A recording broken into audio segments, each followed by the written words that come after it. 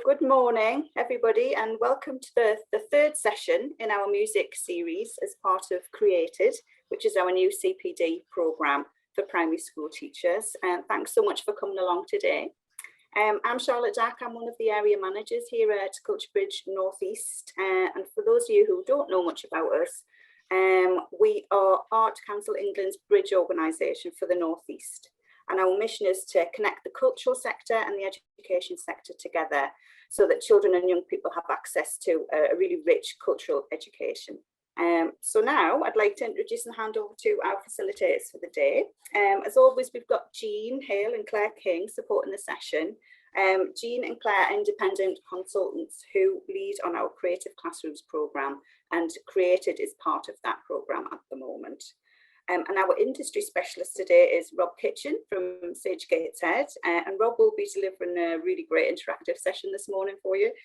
So I'm really excited to hand over to Rob now, and I hope everybody enjoys the morning. Thank you.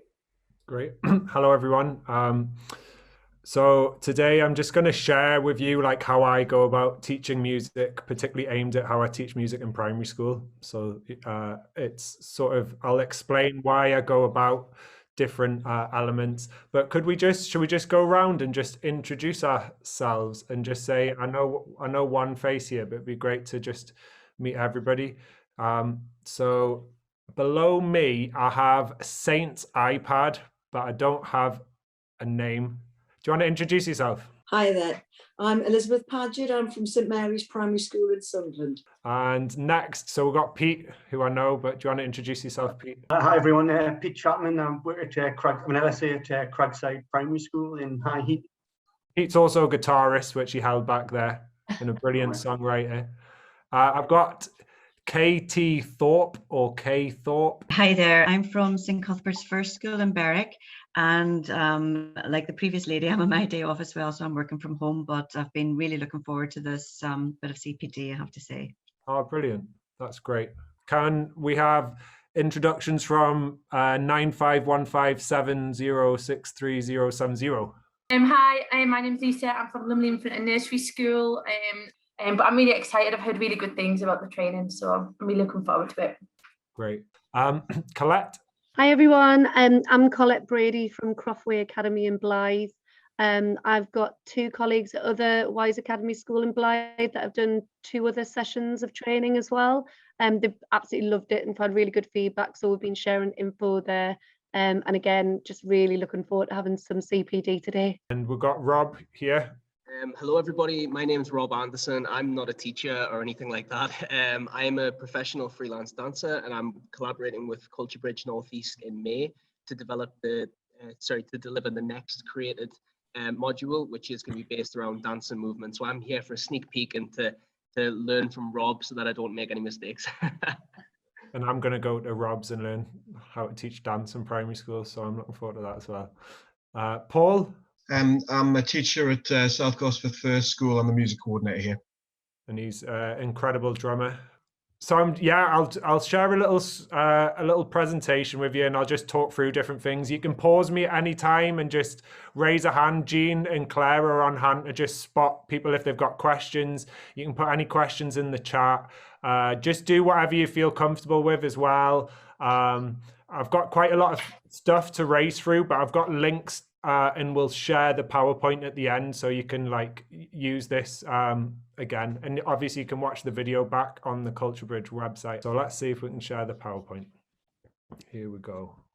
This is an inclusive approach to primary music. So a lot of the work that I get is based on the fact that schools notice that a lot of children who come from sort of socioeconomically diverse areas seem to really respond well to the way in which I teach. And through my work at Sage Gateshead, I've been very fortunate that I've been given a lot of training around what was originally like we used to call community music, but it's this idea that we understand that music helps build communities, and music can be used to support communities, and music should be about empowerment. So I try and bring all of those ideas into my practice. So today we've just done a little welcome. I'm going to share with you an idea that's used a lot in business, business speak, but hasn't really been used in education. It's called Bruce Tuckman's Stages of Group Development, and a really great practitioner called Dave Camlin sort of shared this with me very early on in my training about maybe 14 years ago. And it really helps me to sort of how I think about planning. I'm going to share with you a 4 corners model, which is used in actually football coaching, but I've applied it to music, and I think, again, it's interesting. And then we'll look at some icebreakers, and then I've got a few different sort of musical activities that hopefully you'll be able to take away and use in the classroom. And then hopefully there'll be a little bit of time for questions in between. So do pause me at any point if you want to ask away. So first of all, Bruce Tuckman's Stages of Group Development. So this is, Bruce Tuckman did a load of research about how groups naturally form and work together. And he was really interested in when groups work well, what's going on, when groups aren't working well, what's going on. And obviously when we're going into a classroom, straight away, we have a group of people. We have a teacher, we might have learning assistants, and we've got obviously a group of children that are learning. So we have this group. So it's sort of ideal way of, it's a great little, what's the word? A great way of looking at, this is a great way of planning sessions and thinking about how groups form and relate to each other. So first of all, you've got this idea called forming. It's all of the orming sounds. So forming, so this is when a group meets. So at the start of a session, let's say if I'm doing a one-off session, the children know each other, but I don't know the children. I don't know the space. They don't know me. We don't know what to expect from each other. And also it's like you're sort of setting a tone for the learning. So where this goes well, I'm not sure if you've seen the recent video on Facebook that I've seen it on Twitter going around, but the teacher at the start of their lesson who greets all of the children with a beautiful little dance. Like what an amazing way to start a lesson. I've seen other ones where they have like either a heart on the wall, a high five sign, or I don't know what the other one was. And the kids touch it and then the teacher will give them a hug or give them a high five. And it's things like that we sort of miss in school, that we forget. That little start to a lesson is so important. It's like such a bedrock. I've seen other situations where a teacher will scream at a group of children, make them line up really straight. It has to be. And it's like, yeah, I get that you want the session to be calm, but that also has an impact on how the children are then going to engage later on. So I think it's an interesting thing to think about. So then we have the storming stage to learning. Now, this is where you see a lot of cultural practitioners doing icebreakers, playing games, doing warm-up activities.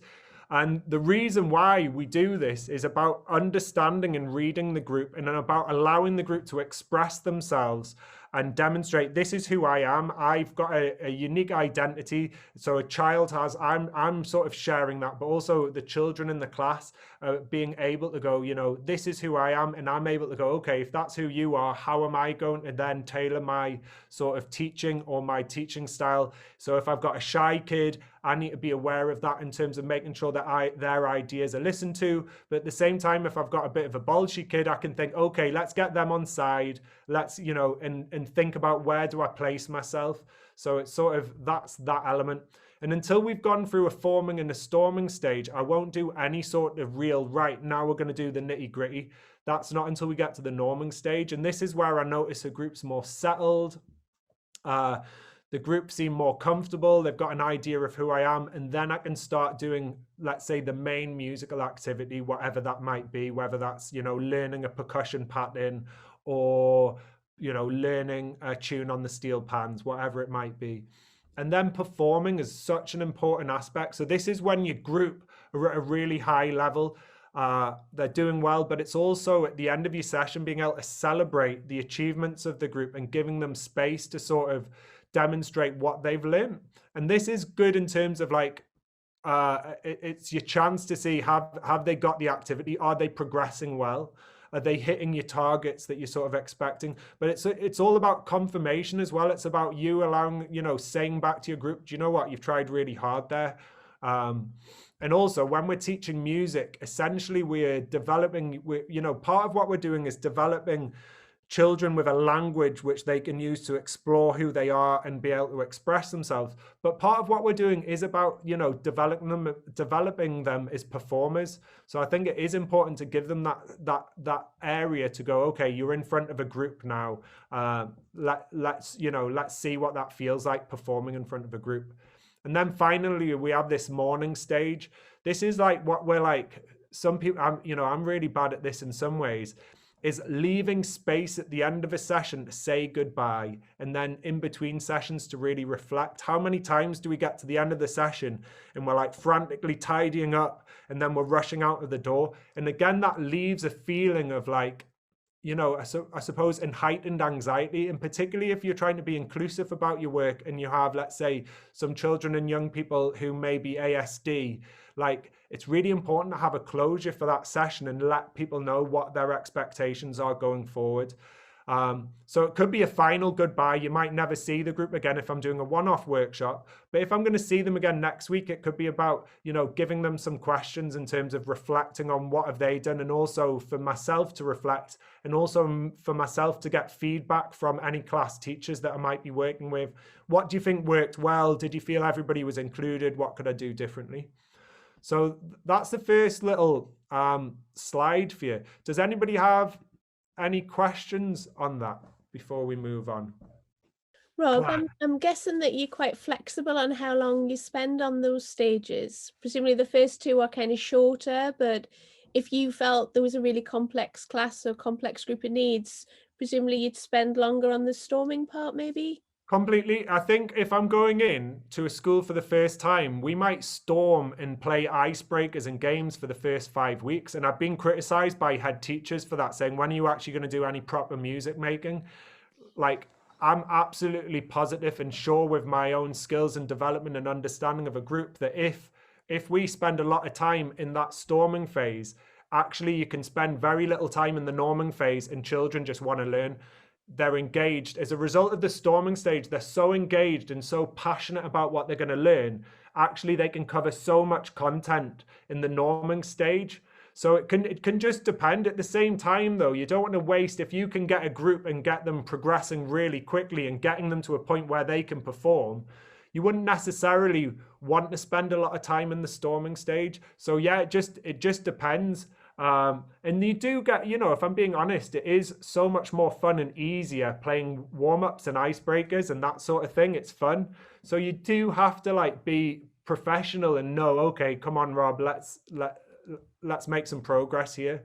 But I do see a lot of challenges, and I see when I'm observing other, you know, music practitioners teaching, I do see a mistake where they try and they're so determined to get the musical concept across that they forget about the psychology of being within a group, and they forget the importance of motivation and engagement in terms of being, you know, they're the things that allow children to learn very quickly. So, you know, it's just things to bear in mind. We'll come on to that next, but Jean. Yeah, my question was similar to Claire's, and that is around the kind of structure of a session. Presumably, if you're the specialist that's going in on a regular basis, then the balance also shifts, because your kind of storming bit is building on what they did previously, so you know that they've got an element of musical knowledge. Yeah, exactly. So but you would change and you would adapt your warm-ups based on where you're going next. Yeah. So if it's a warm-up game, you would make it more challenging. You would add in a layer of difficulty to that. Yeah. So you're still showing progression within the warm-ups themselves. Yeah. And what you certainly wouldn't do is just do the same warm-up game every week, because, you know, the kids are going to get bored of that, and you're defeating, you know, the whole purpose of going through a storming stage. But yeah, you probably start off like, I imagine if you analyzed how I teach over a year, you'll see me working predominantly in the forming and storming stage for the first few sessions. And then by, let's say, week 10, I'll only spend 5 minutes in the storming stage, and I'll be spending 40 minutes in norming, and I'll spend 10 minutes in the performing area. you know, but I do use this as a planning tool. I do sit down, and even this session today, I'm thinking, okay, what do we do first? What do we do second? What do we do? The only problem is I've introduced this, and I'd probably, let's do a fun icebreaker at the start. That's what I'd normally do, but I sort of need to explain the stages before we do anything, so you can understand why I'm teaching the way I'm teaching, or why I'm sharing these ideas. Shall we move on? So the other thing that I found really useful, I did a course on human-centered design, right?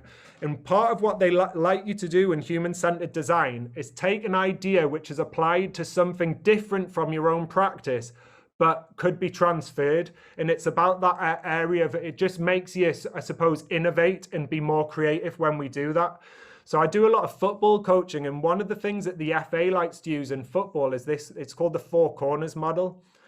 Now they've surprisingly, I mean, it's not surprisingly if you think about the amount of money that can be made from developing the next professional footballer, but they've worked with like an amazing team of psychologists, and this is like an incredible model for teaching. And certainly in terms of my music practice, it's been really interesting using this. So you've got these 4 corners. You've got, you know, one corner is skills and knowledge. You've got physical, you've got social, and you've got psychological. And I think as music practitioners, when I observe, let's say, peripatetic musicians teaching in school, or small instrumental lessons, or one-on-one instrumental lessons, I feel like they sit very much in skills and knowledge and physical. So in terms of music, this could be, I've put down pulse and rhythm here, but skills and knowledge could be learning how to read music. It could be about how to hold a violin, or technique, that sort of thing. And then physical is like, I suppose, you doing those things. So it could be physicals, playing scales, playing a piece of music, sight reading, these types of activities. So I've put down here for skills and knowledge, let's take pulse and rhythm. So I'm going to teach a session on developing skills in pulse and rhythm and understanding of those. And then in terms of physical, this is like playing in time, speed, tempo, I should put up there, technique, how, you know, and this is great. These are really important, right? But they're not massive motivators, and the number of children who start an instrument and then stop learning it is so big. By the time children are 14, 15, the majority of them have stopped learning an instrument. It's the decline in music education is huge, right? The number of children taking GCSE is steadily going down by about 1% each year. We're at about 7 to 8% at the moment. A-level music, it's even lower. And I think a big reason when I chat to children and young people about this, they couldn't care less about EBAC. They couldn't care less about, you know, Progress 8 scores, things like that. They say the reason why they don't want to study music is because it has no social, or like they're just not into the music at all. It's meaningless for them. That's why they don't want to study music. So in football coaching, you're bringing the social aspect, and you're made to design your training session thinking, where is the social aspect to learning? And also thinking about the psychological aspect.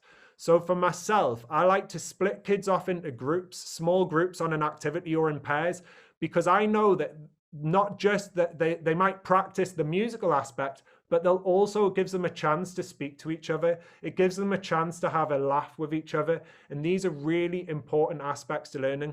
And then in terms of the psychological element, I do a lot of gamification. So turning a musical concept that I'm trying to teach into a game, and we'll look at that later on.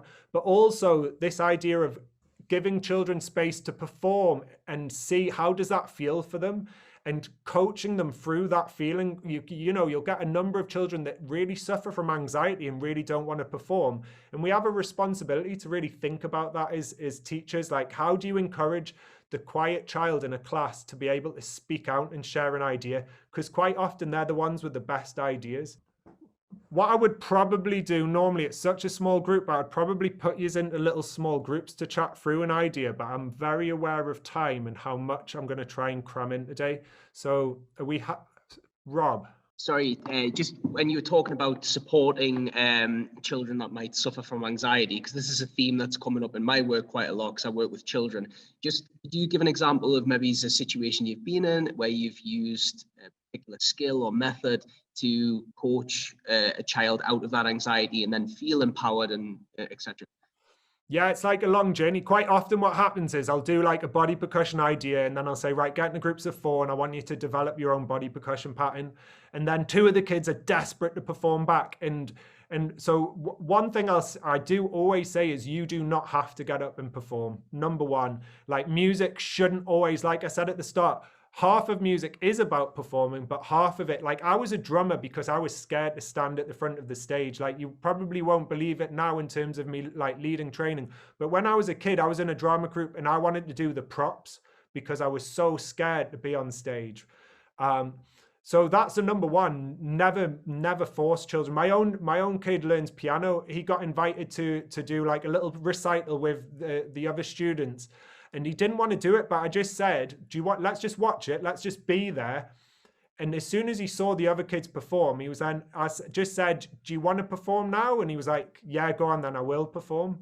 And, you know, he was in tears before that. And then by the end, he felt so good. So I quite often will encourage them to just stand up. Just stand up. These 2 are going to perform it, but I think you should be up there standing with them because you've helped them with that creation and you should be proud of what you've done. And it's that slow, just taking them on a very slow, careful journey. But certainly I would never, ever force a child to perform because I was that child that was scared to be in front of others, believe it or not. Shall we move on? Shall we do some actual musicking now? Now that I've given you sort of the backdrop to how I work, I'm going to just share some ideas with you. So let's get the screen up and see what I've got planned. So we'll do a few little icebreakers now. So this is our little storming stage. I hope you enjoy these. First one's called Disco Detective, right? It's great. Love this. And it works really well on Zoom. But it works really well in the classroom. So we're going to have one person who's going to be the detective, right? And the detective will look away, right? When we've chosen you, very safe job. The detective just gets to watch the rest of us dancing and copying the disco master. So somebody here will be the disco master. And the rest of us have to try and copy the disco master as accurately as possible. Okay, so I'll put on a piece of music. I'll choose a disco master. I'll do that through the chat function. I hope I should be able to just send, and you'll just wave to let everybody know that you're the disco master. And then as soon as the music starts, right, you've got to start moving. And the detective then gets to turn around when they can hear the music and has to work out, okay, who's leading this activity? Okay, who's the dance master? Does that make sense? I'll give you a little example now of the type of movements to expect. And this is what I do in class as well, just because just putting a kid on the spot and expecting them to dance is potentially a little bit scary. So let's find a good tune. One moment. Do you have any suggestions? I always like to work with suggestions from the classes I'm working with. Does anybody have anything clean and safe to listen to? Musically, Colette, do you have a tune that you want to hear? Night Fever. Yeah, that's what it looked like from your dance moves. Okay, right, let's get that up first of all. Can't go wrong with a bit of disco. Yeah, exactly. Oh, here we go. Bit of Bee Gees. I'll just. Right, here we go. So just copy me. And I'm just going to try and change.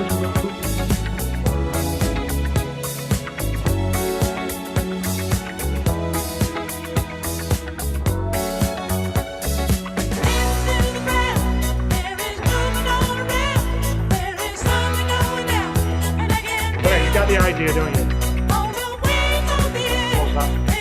So very simple, just anything daft and silly is great. So first of all, the safe place is being the detective, because then you don't have to make a fool of yourself. So can I have a volunteer to be the detective? Great. Pete, you're going to be the detective, okay? Because I know you, okay? So Pete, if you turn around now, right? And now I'm going to send a message to the person in the chat function. So put your hand up now if you definitely don't want to be the dance master. Okay, so I'm going to send a message to the dance master now. And if you just raise your hand and just let people know it's you so we know who to follow. If you just give us a little wave, just check your chat and see, right? Do we see who are we all happy with that? So Pete, I'm going to put the music on now and just turn around after a moment to let the dance master start, if that's okay.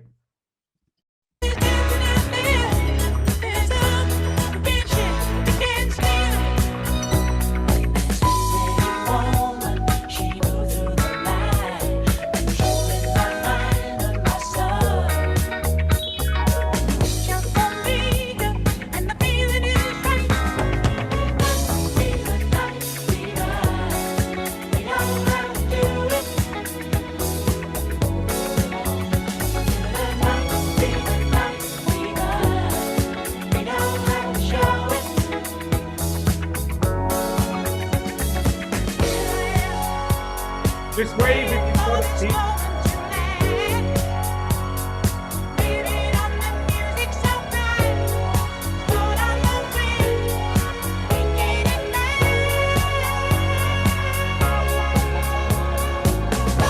Let's play right away. You're all very good.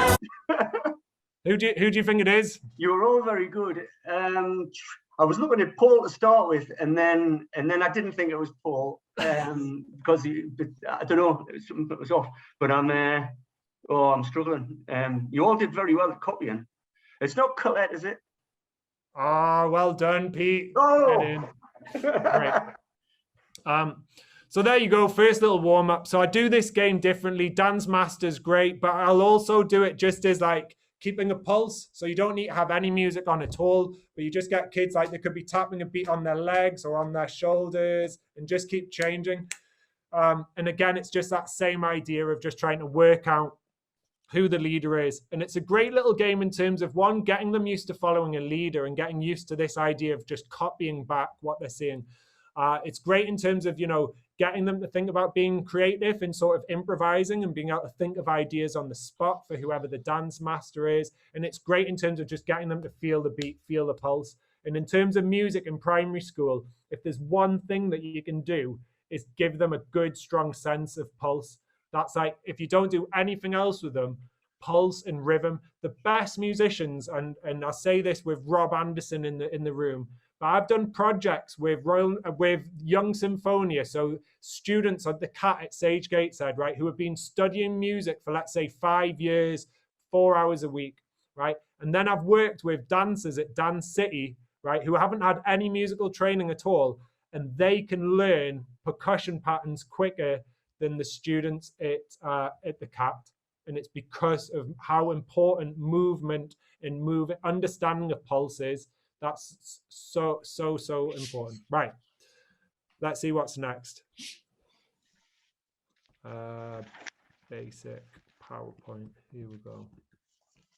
Right. Next little game. 1, 2, 3 Bradford.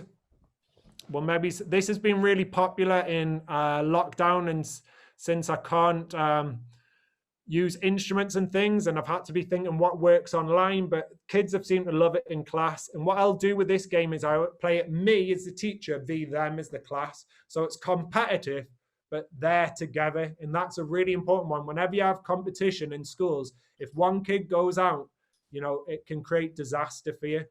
Whereas if you can design games where it's them v the teacher, suddenly they get the excitement of competition, but without creating enemies. So simple game. This was like, I first heard about this as a drama activity, but it's so good for musical development. We're going to count, if you all want to unmute now, and we're going to count to 3. And we're just going to take it in turns. And when we get to 3, we go back to 1. So it'll be me v you, and then back to me, then you. And we're just going 1, 2, 3, 1, 2, 3, so on. Okay, we'll try that. 1, 2, 3, 1, 2, 3, 1, 2, 3, 1, 2, 3. Okay. And when we try and play this in school, as soon as I say, let's do it as fast as possible, suddenly they're going 1, 2, 3, 4. And you hear this like, you're having to change what's going on with the brain. So now we're going to do it is, and we'll maybe try this in pairs in a second. if you feel comfortable with that. But we'll maybe put you into groups of 3 and try it. But 1 second, Charlotte, before we do that, we're going to replace the 3 with a clap. So whenever you say 3, you'll now clap. Okay. 1, 2, 1, 2, 1, 2, 1, 2. That's lagging. Okay. And when we start to go fast, 2 things happen there. As soon as I clap, the kids want to clap. It's a natural reaction to just suddenly copy what's going on. If you're a trained musician, you probably aren't going to fall into these same traps because music sort of develops these areas of the brain for some reason.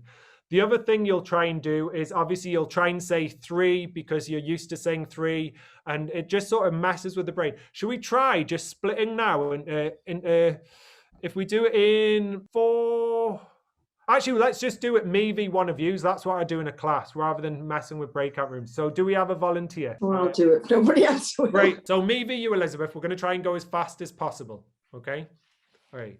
1, 2, 2, 1, 2, 1, 2, 1. 2. Okay. Now we're going to add in, let's do a tap of the head on number 2. And I'll play me v Pete. Right. So tapping Top on the head on number 2. Right, okay. Yeah. 1, 1, 1, 1, 1, 1. Great. And then you got it. in what happens on Zoom is you get like the natural delay actually really helps us out. But when we play it in person, you try and build up the speed. And if there's any hesitations, if anybody goes, if anybody does the wrong thing, then you basically either you get a point, or if the class manages to keep it going for a certain amount of time, let's say 4 times round without making mistakes, they get a point. And I always design it so it gets to like 4-4. And then I win. And then if they practice it for a few weeks, then I let them win just to, just so we know that through hard work, we're going to do well. So next little game. So this one, just another quick game for you. This one's called Rapping and Rhyming, Alliteration and Timing. And it has a little chant at the start. It goes, this is a game about rapping and rhyming, alliteration and your timing. Okay. I should put that, I'll write that onto the PowerPoint. So you've got it, you don't need it, but it's a very simple game. If we're playing it in class, we try and keep the beat. And it's a simple case of I say a word, you say, and you have to either rhyme with the word, you have to either alliterate with the word, or you have to, and you have to make sure that it's in the right space. So for instance, as an example, let's imagine I'm playing V myself. So it could be, I say dog, you say frog. I say frog, you say fridge. I say fridge, you say didge. I say didge, you say dog, okay? And you're trying to keep it going, and you can obviously speed it up. And kids absolutely love this. Normally how I play this in a classroom is everybody stands up and I just go walk around the class. And if they get it in time and they say the right thing, they stay in. If they make a mistake, they go out. And mostly kids are happy, but you can just keep everybody in and you can do it playing around a circle. Should we try it now? So we could do the really ambitious version if everybody unmute and you keep an eye on people's names. We could do it there. I'll say your name for when it's your turn. So you need to be totally ready. So it's a bit like bingo. Yes, Colette. Can I just check? Is it rhyme or alliteration, or do you have to rhyme and then alliteration? No, it's rhyme or alliteration. So obviously you get certain words where you can't rhyme. That's why I give the opportunity to alliterate instead. So it's either one. Okay. Yeah, doesn't need to be in a certain pattern. So we could do it now where it's like, if we did it really slowly, I say dog. Pete says frog.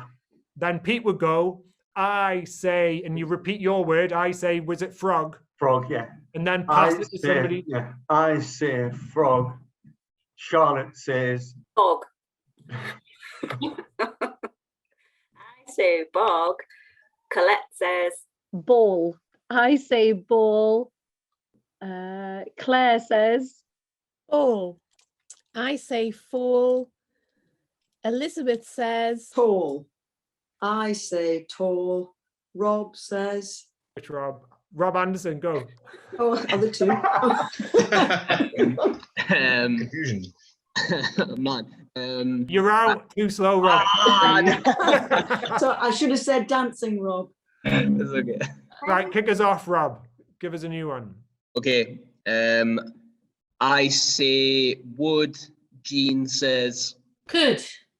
I say could. Kira says Cat. I say cat. Dancing Rob says Matt. I say hat. Elizabeth says You said hat. I say, oh God. I say Matt. Jean says meat. I say meat. Paul says Date. I say date. Pete says Raved. Right. You get the idea. We try and keep it moving quite fast, and sometimes, you know, and we'll bring in that element of, you know, right, you're out if there's too many mistakes, or to just keep it a bit live. And I'll always use that as a game if I'm ever doing songwriting with kids, just getting them thinking of words and being quick. So anyway, there's three of the many warm-ups that I use, but just to share that with you. So the next thing, let's have a little look. Let's do some proper activities. So now that we've sort of looked at warm-ups and icebreakers and we get to know each other and we've had a bit of a laugh, we'll then move on. So the first activity I've got for you today is pen drumming. Now, pen drumming, we need a pen for this, so make sure you've got a pen. First of all, what I'll do is I'll show a video, and whenever I'm teaching pen drumming to kids, I always show a video. And I came up with pen drumming because I wasn't allowed to use any instruments this year because of sharing between classes. So I had to devise a load of new ideas that can be used in the classroom without being able to sing and use instruments. So pen drumming's one. But I was thinking this is a great way of like teachers being able to just embed a little bit of music practice throughout the day. And it's incredible. If we watch this video now, can you see that? yeah. yeah. Let's take it back a bit then.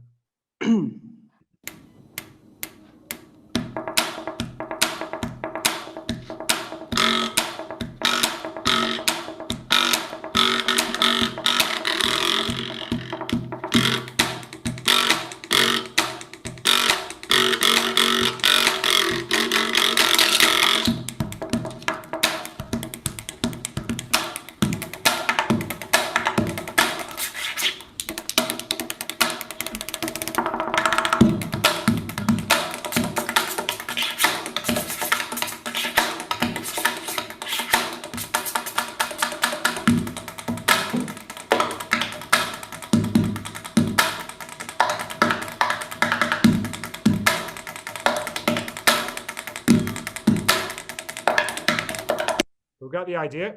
Wow.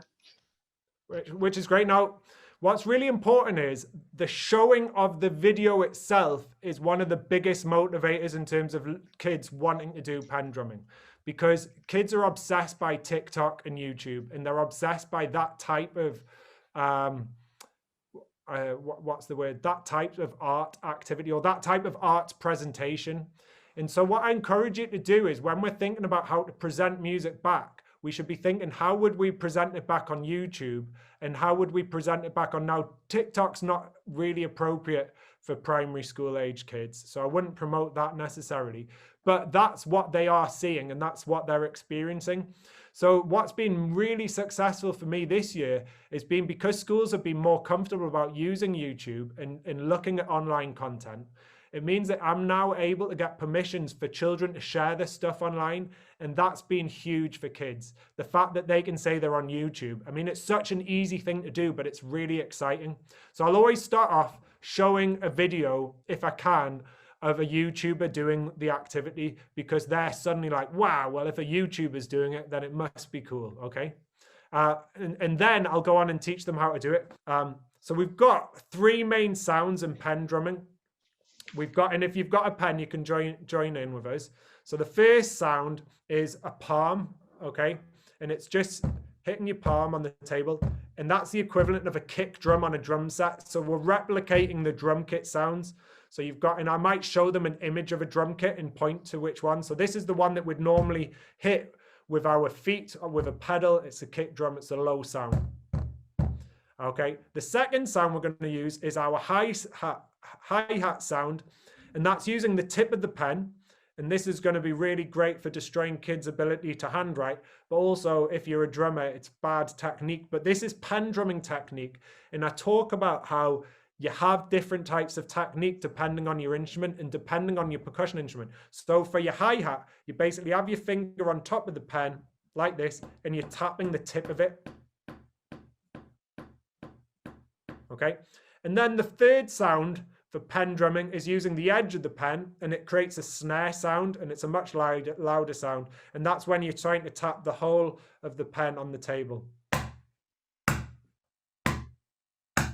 Okay, just like that.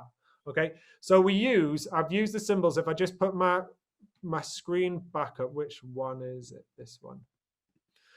So I use the symbols P for palm, T for tip, and E for edge. And then we can start to look at a form of scoring out music, which is, you know, in the national curriculum, but it's a really easy score to follow. We use a similar score for beatboxing as well, but it's just using grids with beats. So I say these are the beats. This is an 8-beat pattern. So we've got 8 beats along the top here. And we're just going to put the letters into a combination on here. So this one's going P, palm, tip, edge, tip, tip, palm, edge, tip. And it creates a sort of a nice basic beat that I'll play for you now. It just sounds like this.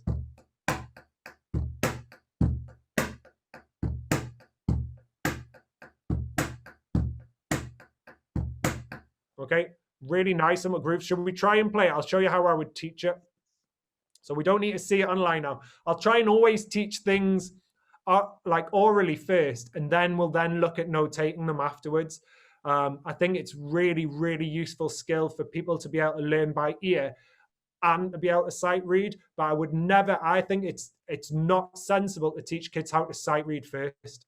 I think it affects how their musicality. However, I do think we should all teach children how to sight read if we can and we've got time. So we'll do a palm first. After 4, I just want you to do a palm. So it'll be 1, 2, 3, 4, palm. And you've got the choice to either play your palm with the hand without the pen, which is easier, or you play it with the pen. Okay, so you got palm, then you've got tip. So after 4, we're just going to go palm, tip, 3, 4, palm, tip, 3, 4, palm, tip, 3, 4. Now we'll do palm, tip, edge. 1, 2, 3, 4, palm, tip, edge.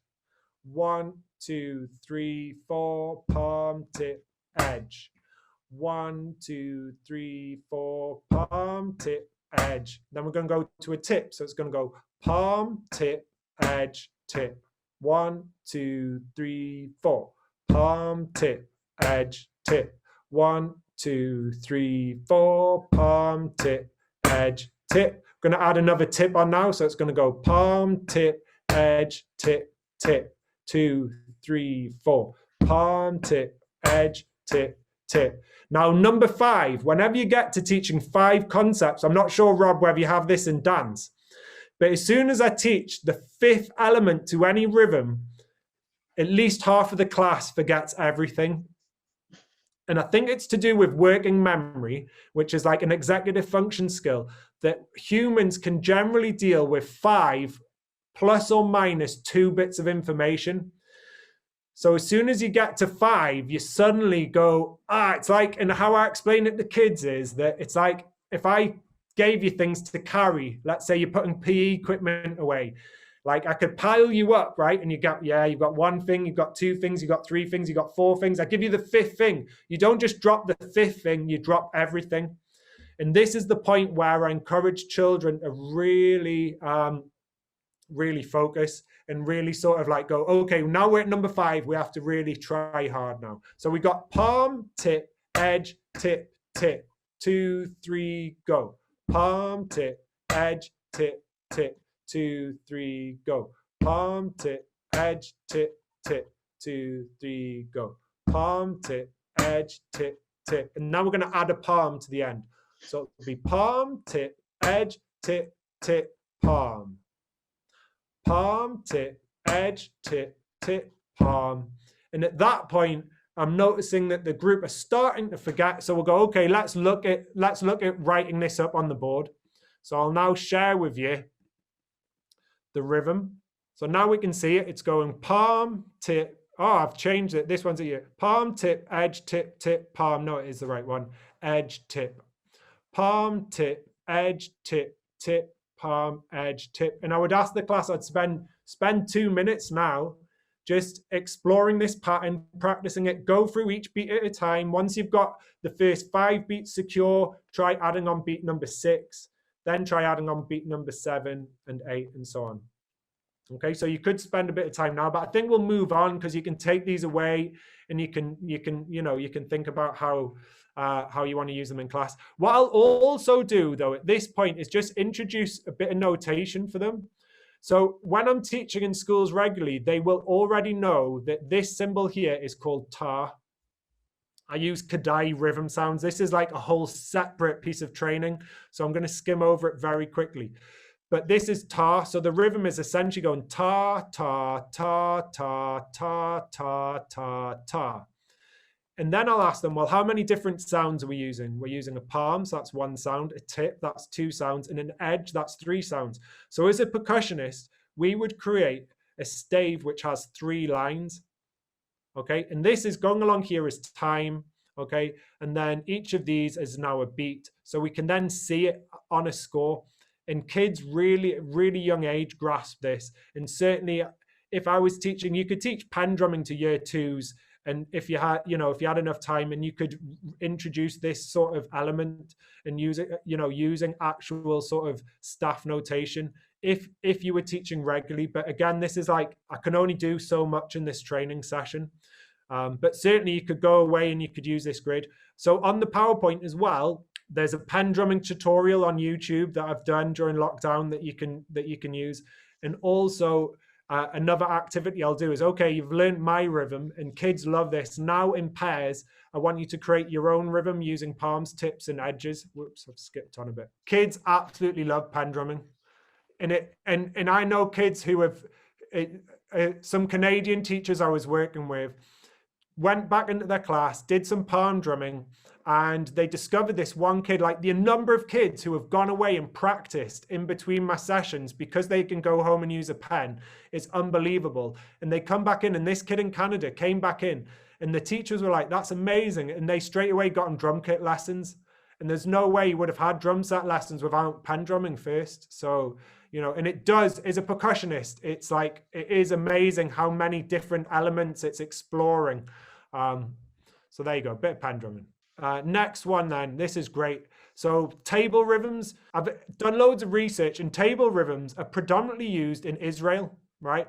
And a lot of them are used for, I know a lot of, I've seen various rabbis use table rhythms for reading from the Torah. So it's a really interesting area of music that seems to be, predominantly across the Middle East and a lot of Israeli groups. Anyway, I did my research and I learned this. Somebody showed me this table rhythm. And then I discovered on YouTube this group called Mayumana playing it. And I'm going to, again, I show this video before I teach this to the kids because, again, they love just watching little things on YouTube, and it's a great, great way of inspiring them. So let's see if we can get this up.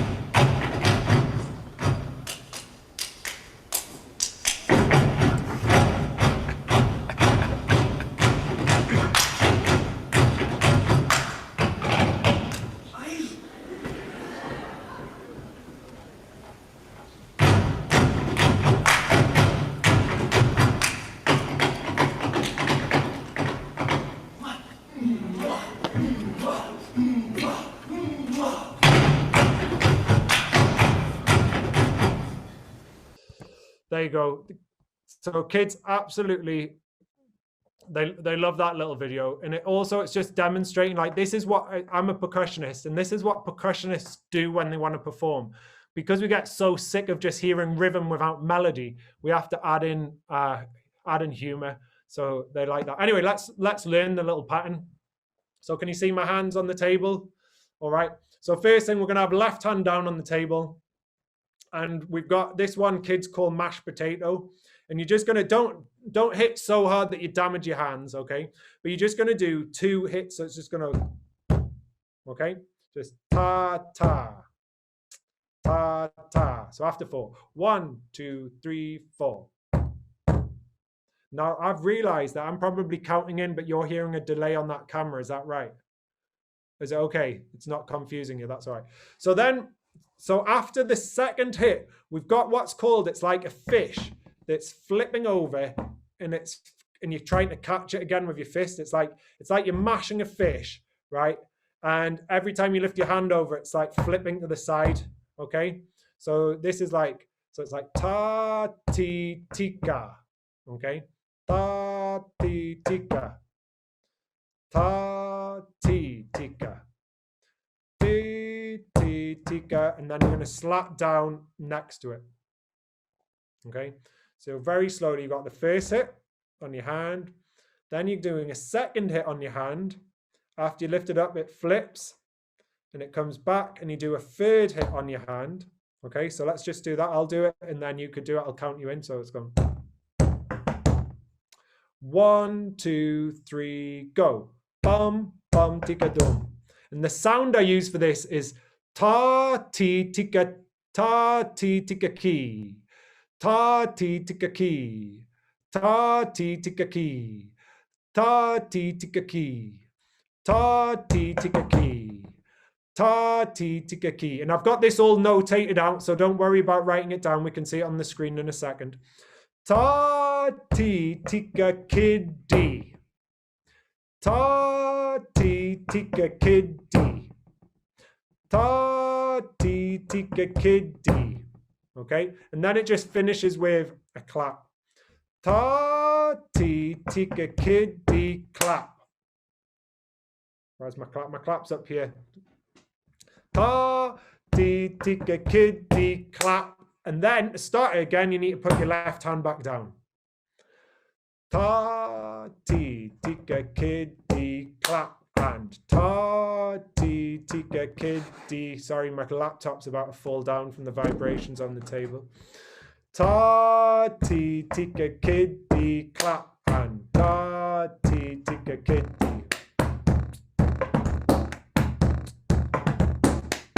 And it's a lovely, lovely little pattern. I'll put it up on the board for everybody to see.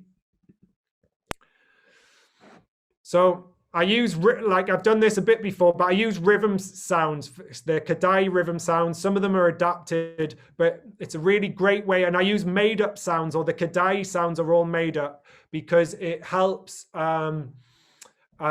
children remember. Some teachers like to use things like tea, coffee, but I saw one person using ladybird, and there's different ways in which people say actual words. So some people say ladybird really straight, ladybird, ladybird, ladybird.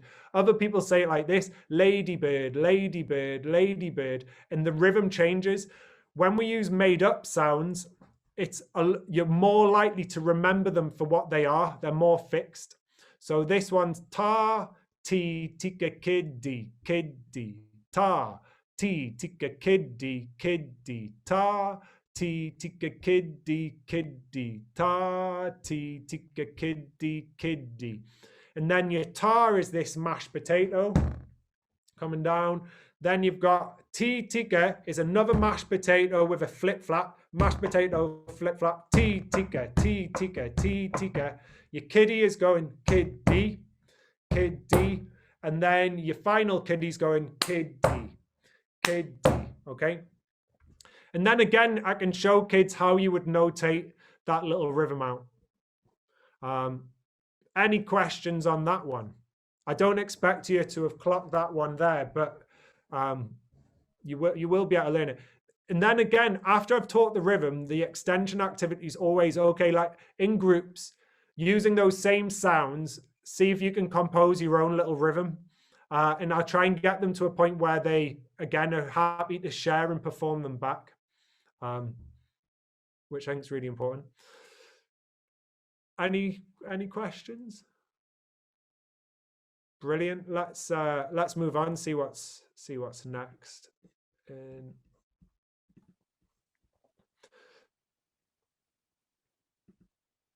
So this is a piece that's a beautiful body percussion piece, and by a group called Body of Avlaya.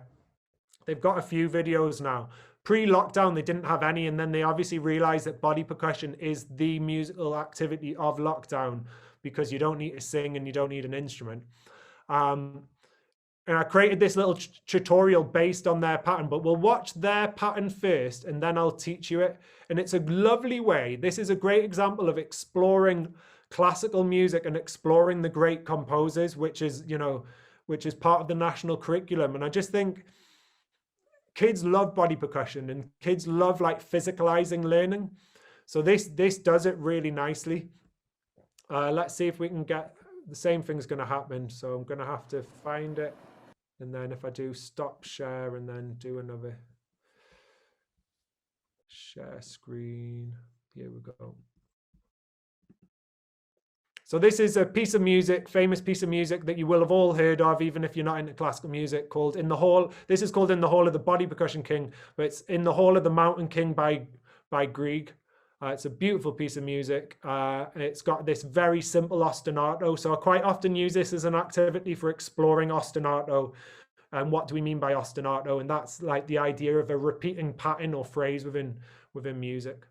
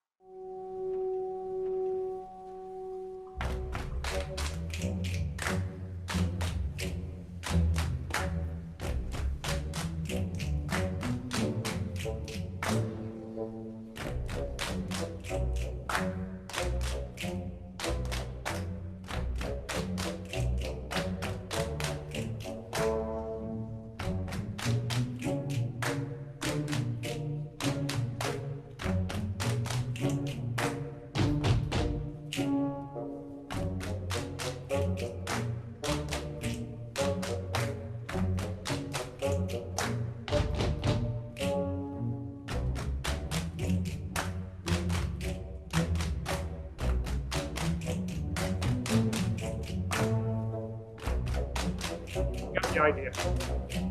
So shall we learn it? Rob, did you see Rob Anderson moving there? That was so cool. He was dancing. He was dying to get up. Oh, again, Rob. He just couldn't stop himself. It was great. So this pattern uses chests, slaps, clicks, and claps. Body percussion for ages, I always saw them doing like these low sounds doing stamps, but actually I think chests, I learned how to body percussion with your chest is like really nice. So the first thing we're going to do is just go chest, chest after 4, 1, 2, 3, 4, chest, chest after 4, 1, 2, 3, 4. We're going to do chest, chest, slap, slap on your legs. 1, 2, 3, 4, chest, chest, slap, slap. Ready, steady, off we go. Chest, chest, slap. And then we're going to add in 2 clicks, okay? And it's always going right, left, right, left, right, left. So chest, chest, slap, slap, click, click. 1, 2, 3, 4. 3, 4. Chest, chest, slap, slap, click, click. Then you're going to add a clap at the end. And that's the first part. And by now, kids are singing along. Dum, dum, dum, dum, dum, dum, dum. So it's going dum, dum, bum, bum, bum, bum, bum. 1, 2, 3, let's go. Dum, dum, dum, dum, dum, dum, dum. Ready, steady, off we go. Dum, dum, bum, bum, bum, bum, bum. Then you're going to do slap, slap, click. Slap, slap, click. Slap, slap, clap. slap, slap, clap. So this time I'm going to go slap, slap, click, slap, slap, clap. Slap, slap, click, slap, slap, clap. So up to there, it's going to go dum, dum, bum, bum, bum, bum, bum, bum, bum, bum, bum, bum, bum. Ready, steady, off we go. Dum, dum, dum, dum, dum, dum, dum, dum, dum, dum, dum, dum, bum. Ready, steady, off we go. Dum, dum, bum, bum, bum, bum, bum, bum, bum, bum, bum, bum.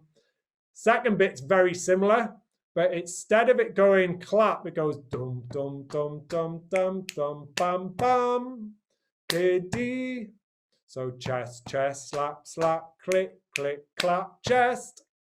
Ready, steady, off we go. Dum, bum, bum, bum, bum, bum, bum, bum. And that's the bit where people make a mistake. Clap, chest. So I'll always go over that. Can everybody just go clap, chest, clap, chest. Dum, dum, bum, bum, bum, bum, bum, bum. Ready, steady, off we go. Dum, bum, bum, bum, bum, bum, bum, bum. And then you're going to go slap, slap, click, click, clap. Slap, slap, click, click, clap. Slap, slap, click, click, clap. One more time. Slap, slap, click, click, clap. So that bit is going dum, bum, bum, bum, bum, bum, bum, bum. Slap, slap, click, click, clap. Dum, bum, bum, bum, bum, bum, bum, bum. Slap, slap, click, click, clap. Okay, and that is pretty much the pattern. So the first bit with the second bit. Bum, bum, bum, bum, bum, bum, bum. Bum, bum, bum, bum, bum, bum. Bum, bum, bum, bum, bum, bum, bum, bum, bum, bum, bum, bum. Okay, shall we try it? I'll put the video back on and we can try joining in with the video. It comes in quite quickly, so get ready to start. There's no counting.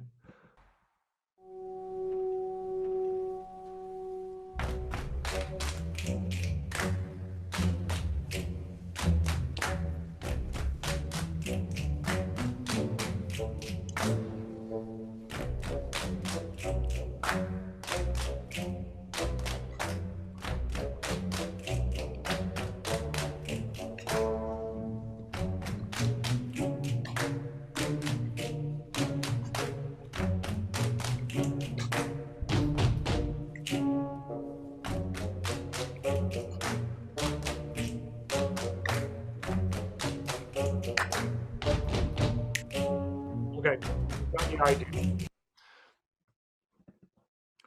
So kids have really enjoyed that, and I've turned that into, there's a version that they all know from Trolls, which with a remix, which I think Justin Timberlake did, called Hair Up.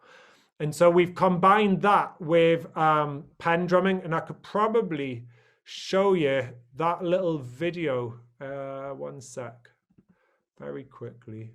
So we've got a combination of pen drumming and body percussion here. But this is Ravenswood Primary. Can we see that okay?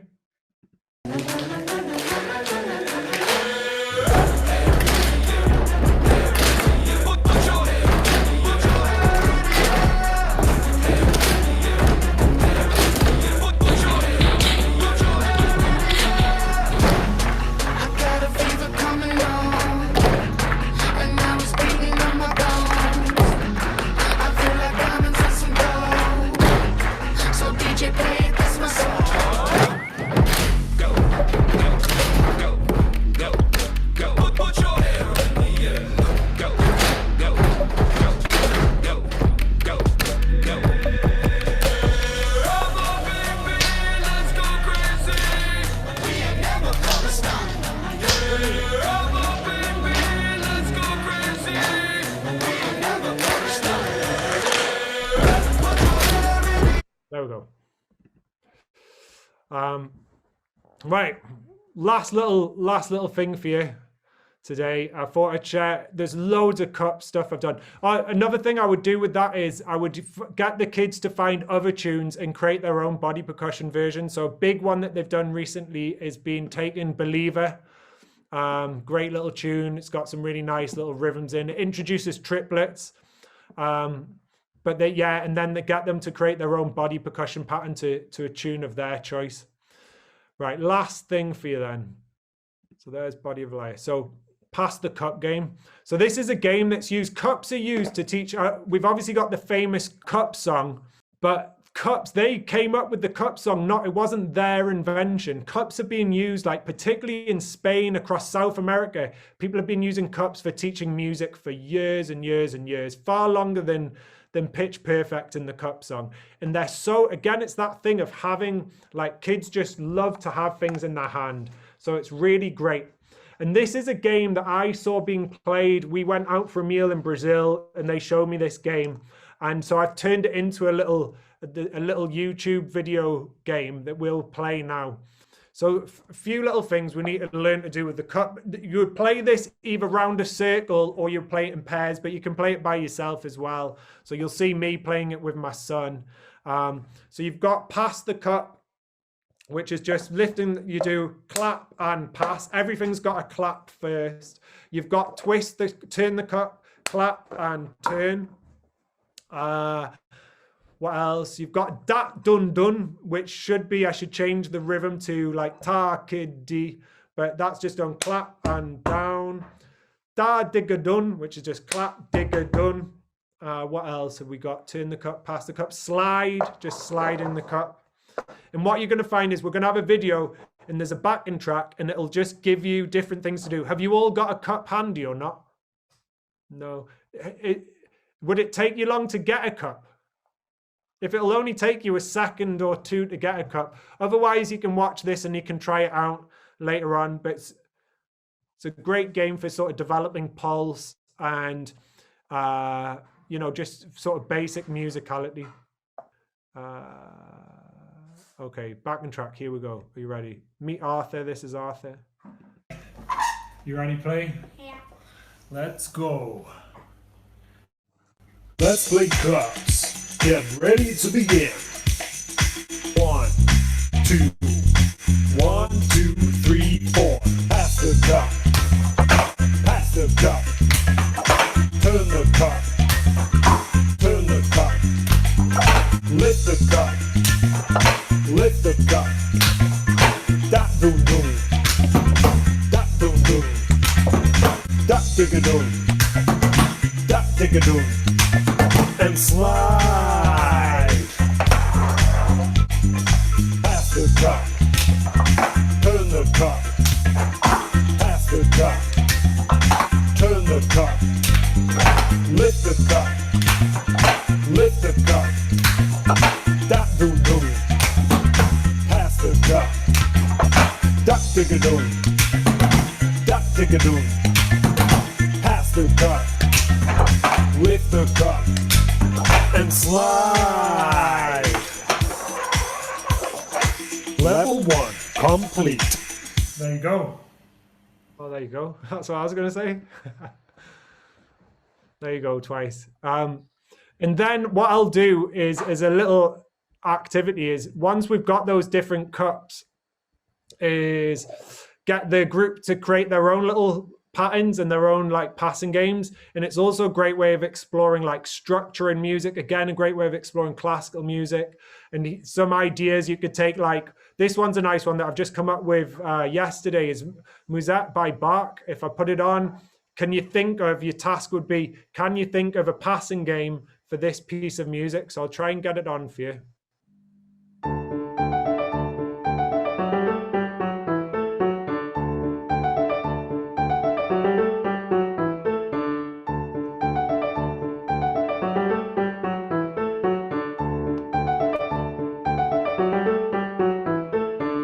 So you would take that tune and then you would get them to think of, you probably want to slow it down a bit, but what could they do for each element? So what could you do in terms of the cup, in terms of da digga digga da digga digga digga dim bum bum bum bum bum bum. So it could be like digga dim bum bum bum bum bum bum da digga digga da, and it's possible to sort of just fit in, how would you fit the cup around the piece of music? But there you go, that's everything from me for now. I've got a load of other ideas, but we've only got an hour and a half. So on the slide, you can get in touch. Feel free to email us, or on Twitter or on YouTube. There's loads of ideas on there that I've created that you can just rip off, use, do whatever you want with. But I'll give you these slides. Culture Bridge will send them out to you. Thank you, everybody. And thanks, Rob. It's been really great today. It's been a fab workshop. We sent out an online feedback form, so it's within your pack that you were sent out to begin with. So just click on that, fill that out. That would be really, really helpful. And thanks for joining in so well today. I think it's been a really enjoyable session. And we look forward to seeing you at hopefully the next ones, which are dance.